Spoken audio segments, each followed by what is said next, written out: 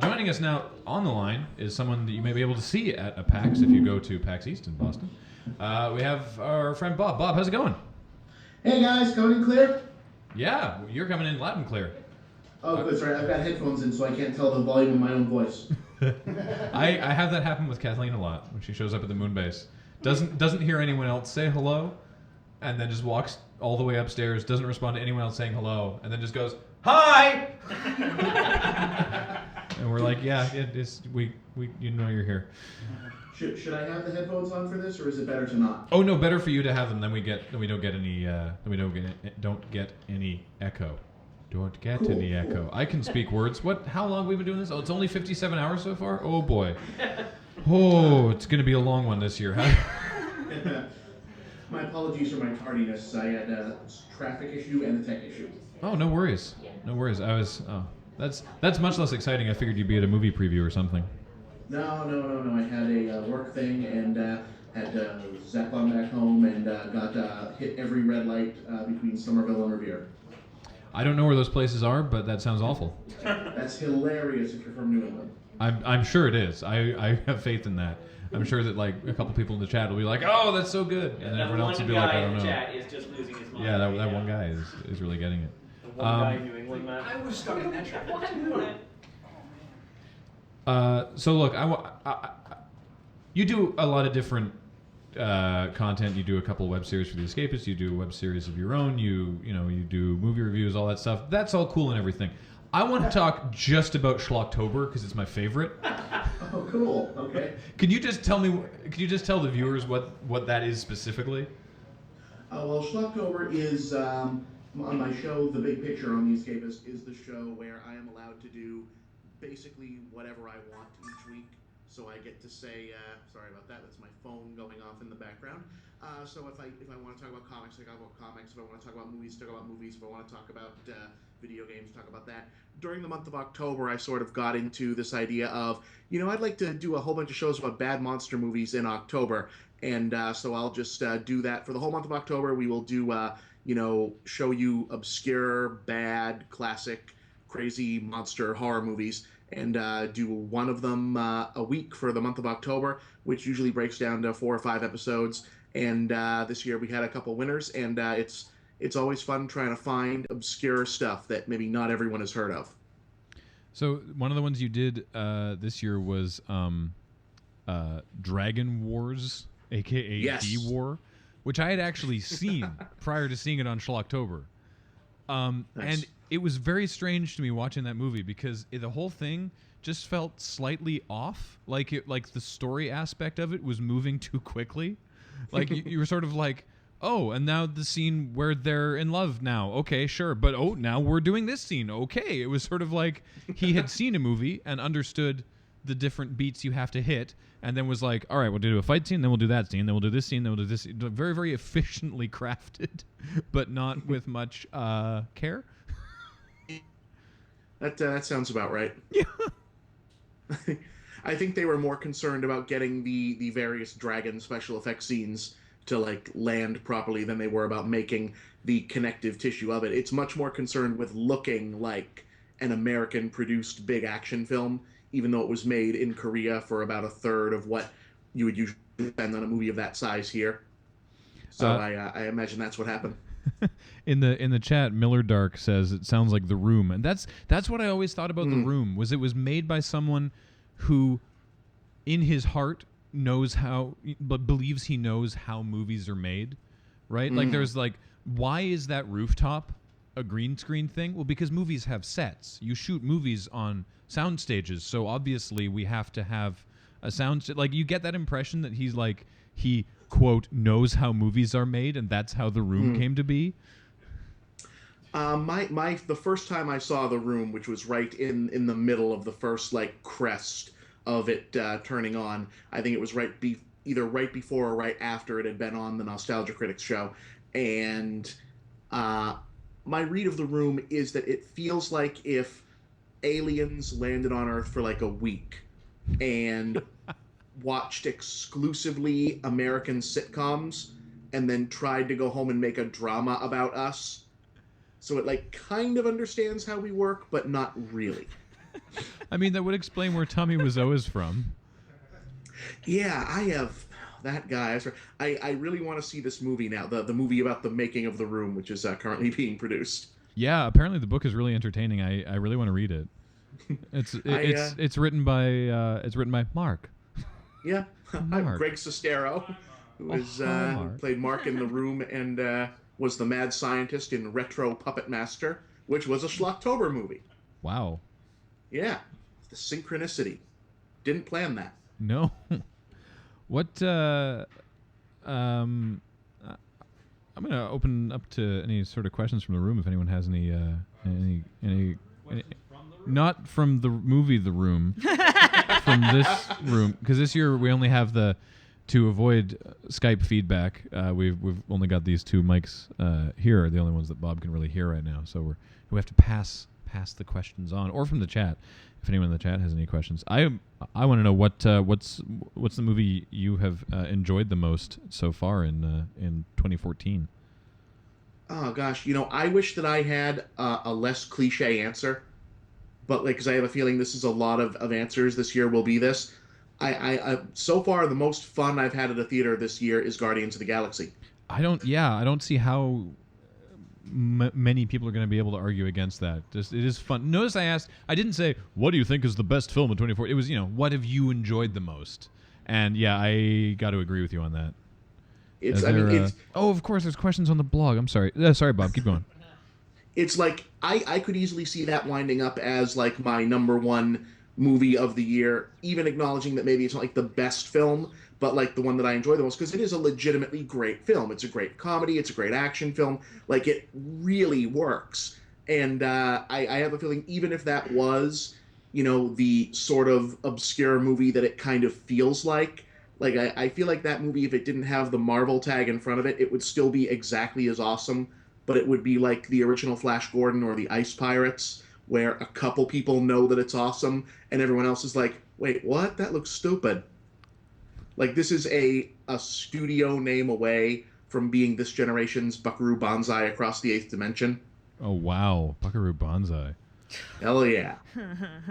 Here we go. There's some excellent questions that have been posted on the blog here. Oh, yes. Sorry. I'm excited about this question. Have you ever seen The Wizard of Speed and Time? Yes. Of course you have. What do you think of it? Of course you have. I prefer the short to the feature, and I'll preface that I've only seen some of the feature because it was on a really shitty VHS. But I think the short is, I still don't really know how quite to explain it, but it really is quite an art object, from the era when, sort of like self-produced FX showcase fan films were things that you really had to put a lot of effort into. If people haven't seen this, you can look it up. I'm sure it's on YouTube. It's like the primordial version of something that would now be a YouTube thing, of a guy just showing off all the cool special camera trick effect stuff he can do while also singing a song about himself being the Wizard of Speed and Time. Well, my favorite thing about the feature, the movie, is how meta it ended up being, because it's about him playing himself, trying to make a feature in the Hollywood studio system, and encountering all the troubles that he actually did encounter in real life, including his producer trying to screw with him and take the movie away, and the producer in the movie played by the producer who actually tried to screw him. Yeah. It's super weird. It took like 5 years to make the movie because it actually happened. It's really quite a thing. It's someday this movie is going to be the inspiration for like the next Charlie Kaufman's debut screenplay. Yeah, and my favorite thing is that so he did all the visual effects in the movie because his background is in visual effects. The main character / director of that movie, Mike Jitlove, and he has this blog, and he answered all these questions about how he did all the various visual effects and the practical effects and stop motion stuff. But there's one scene in the movie where this guy throws him into the swimming pool, and he just stays underwater in the pool, and everyone starts freaking out and they try to pull him out, and it's this really, really long take. and people were like, how did you do that? Did you have like a tank hidden on you somewhere? Did you have this? Did you have that? And his answer is like, oh no, I can just hold my breath a really long time. He can just hold his breath like an unnaturally long time. Sorry, That'd be yeah, a the useful movie skill. for the chat. If you missed it, the movie is called The Wizard of Speed and Time, and it's just a delight. It's so weird. Bob, That guy more was ahead of his time. yeah, more questions from the chat here. One, as a film critic, what do you feel is the most important thing a film needs to accomplish? If a movie is obviously flawed, can it survive if it nails something important? That's a broad question. Yeah, that's more serious than I was prepared for. Yeah, no kidding. We're serious. Don't here, worry, I got a softball as a follow-up. You know, the thing that I find that I struggle against most when looking at films in the internet age, where everyone wants everything to have the veneer of empiricism behind it. You know, they want there to be not only like a rationale, but a formula. You know, where it's like where they want like film reviews to be like game reviews were for a time, where it was like, you know, graphics 5, sound 5, music 5, added up and there's your score. Good and bad in any piece of art to me is so ephemeral. You know, it's so based on so many different factors of what can work and cannot work. You know, some things that make a movie good can be a mistake. And I just don't think that there's any one thing that can save, make, or break a film. I just think that when something works, it's alchemy. There is no formula. Because movies that try to go by formula, that go by beat, like you said with Dragon Wars just then, you know, Dragon Wars on paper works just fine. The scenes are all where they need to be. And now the monsters show up here. 30 seconds later, there's a scare. Now there's a romance. And then you watch the movie and it looks ridiculous. And then you can watch something else that has almost no freeform structure, and it can be brilliant. So I wish I had a better answer than that, but I don't think that there's I don't think that there's a formula or a silver bullet. You know, things are good when they're good, and they're not good when they're not good. No, I think that was sweet. Thank you. There's a question which I assume is a ongoing one this year, just based on how it's worded. What is the funniest or oddest tradition in your family, as is the tradition? That's part of the question. I would say the funniest. Okay, the funny. It's not a tradition anymore.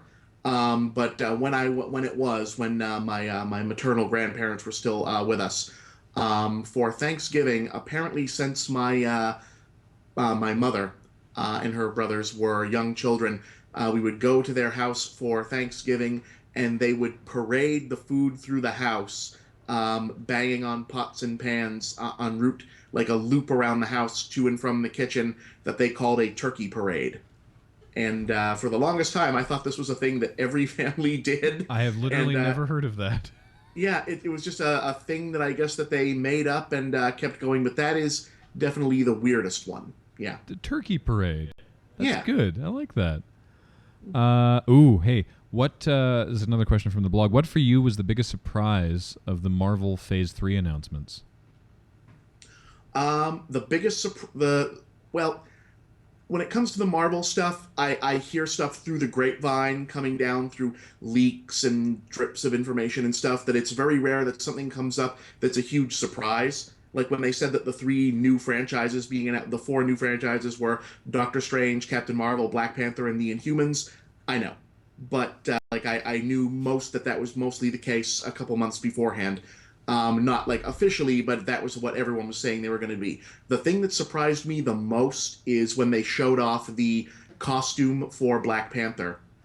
He still has, first off, it looks gorgeous. They showed off like a poster with what I assume is still concept art of Black Panther's outfit. You can't tell yet if it's fabric or armor of some kind, but probably a mixture of both. It's so close to the comics that he still has his bone necklace. And I thought, the one thing that I think that they would probably look at and say, that might be problematic, is that the Black Panther wears like a necklace of bones. And I thought, that might be a little much in 2014, and yet it's right there. I'm not the only person to observe that, so I assume it's probably not going to make it into the movie. But that's the thing that took me back. I was like, wow, of all the things that I would think that they would have to look at and say, this might have been, like, okay, good effort in like the 70s. Maybe we shouldn't assume that the superhero from Africa has a necklace of bones. So I was surprised that showed up. That was like the thing that made me go, huh, didn't expect that. All right. Hey, we got we have an ongoing. You remember you've called in the last several years. You must remember from previous years that we do a thing where we ask people for individual things, or we ask each individual for a thing. We did like what have we done in the past? $5 facts, $6. What did we do? We did like $6 secrets and stuff like that. Well, the same person is back this year with $8 eats. What's a recipe or like what's like I'm looking for a recipe for something that you make that I can write down in the book. Oh, sure thing. A recipe. Okay. Here's a good recipe. Do you know those they sell popcorn seasonings that are like powdered cheese that you can shake on your popcorn? Yeah. Okay, you can use that to add cheese flavor to anything. Okay. And here's the thing that you can do with that. You get yourself some this is nacho rice. I just made this the other night actually, and you get yourself a rice cooker. You put your rice and your water and some hot sauce seasoned to your liking in it in the measurements that you would use to boil your rice, and add basically to taste a shit ton of that cheese seasoning to it. Okay. Get that in there. Stir it up good so you've basically got hot sauce and cheese flavored rice. Make the rice. Dice a red pepper, a yellow pepper, a green pepper, and an onion, all diced up. Once that rice is done cooking, open it up, stir those vegetables into the now cooked rice, and if you want to add some seasoned beef to it, that works too, and it's going to taste like a plate of nachos, but as rice. Delicious. Weird. I love that. You're welcome. And I'm just scrambling to write it down. Yeah, I'm going to need a copy of that recipe, Graham. I like an S-ton to taste. I like that. MovieBob nacho rice. All right. And sure, we'll indulge the couple people in the chat that have asked. Before we let you go and get back to our craziness here, Bob, can we hear you speak in your normal accent? Oh man, you want to hear the Boston accent, right? Yeah. Yeah, okay. Well, I did just come from hanging out in town. Had a good time. As I said before I got on the podcast, I was banging down Route 1. Had to get myself from Somerville to Revere in like 20 minutes. It doesn't happen usually. Hit every red coming up the Mystic. It was just a pain in the balls, I got to tell you. It was quite a thing, but came out off the Mystic, hit up on 995, out on the 1, turn off on the exit, and there you go. That's the number one way to sound like you're from New England, actually, is to start talking about directions, because that's where 90% of the conversation around here is how do you get there from there? That was fantastic. The SNL sketch that they've stopped doing because most of the regulars from that sketch have left of the Californians, where all they talk about is how they got to where they presently are, or how to get from where they are to where they need to be.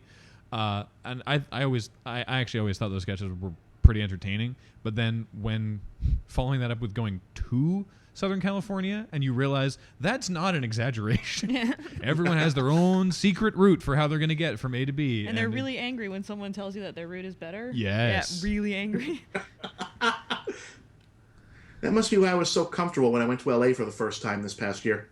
Yeah, you can really just you can appreciate the the shared cultural experience of really hating getting from point A to point B. Yeah, I get lost everywhere that I go, and I got to LA and I was just like walking around for like an hour, and I was like, oh yeah, I could hack this. I got like a natural GPS feeling, and I think it was the feeling of being in a place that is almost as poorly laid out, road-wise as Boston is. You've seen there's a image macro online that shows the very nice grid-like version of New York overhead, where you can find everything you can. It says New York, because we want you to get where you go, and we want you to know where you are. And then it shows these street designs of Boston, which are, part Old French, part Old English. It's not as bad as DC, but it's close. And it's all circles and loops and multiple streets, and it all looks like a bunch of paved cow paths, because that's what it is. And it says Boston, because fuck you, that's why. Bus you. Sir, I'm going to need to ask you Sir, to we need keep you the to language calm under control, down. please. You'd feel at home in Victoria then. We have a very similar system here. Well, Bob, thank you so much for joining us again. Always appreciate it. And what do you have going on where people can find you and what it is that you do? Sorry about the F-bomb, by the way. Someone I just always posted forget- that picture in chat. It's fantastic. You can't take me anywhere. This is why we can't have nice things. You can find me on Fridays at escapistmagazine.com, where I do Escape to the Movies. On Tuesdays there, I also do The Big Picture. You can also find my various daily columns and other pieces of news and information there. Check out my blog at moviebob.blogspot.com for all kinds of news and updates. And check out my video game series, The Game Overthinker, on YouTube and Screw Attack. Sweet. All right, thank you. Thank you. Yeah, thank you for joining us. Much appreciated. All right. Good luck, guys. Yay! Applause.